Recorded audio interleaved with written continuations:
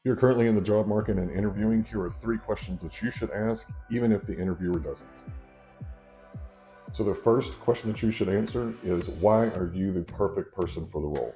Now, let's give an example. Let's say you're interviewing for a sales role. Make sure that you find some way to mention the fact that you were 20% above your goal and how you were able to accomplish it.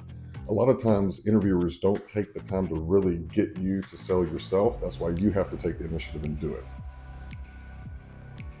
So the next question is, how are you going to bring value for that role?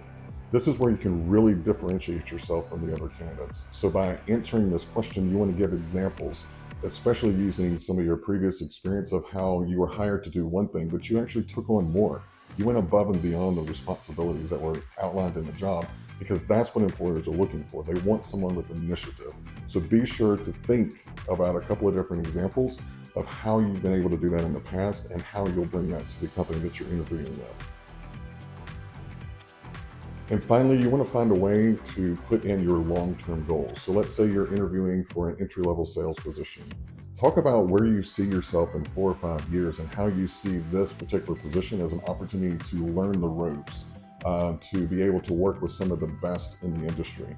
One, this appeals to the interviewer's ego, but then two, it also lets them know that you're thinking long term. This isn't just going to be another step in the career process for you.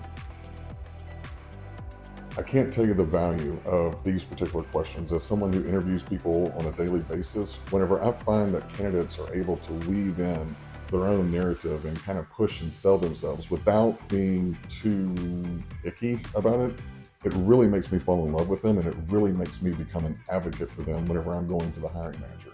So make sure that you prepare in your head, how are you going to answer these 3 questions, even if you're not asked? And if you're able to do this in an interview and you have success, make sure that you share it in the comments so that way all of us can learn. Thank you.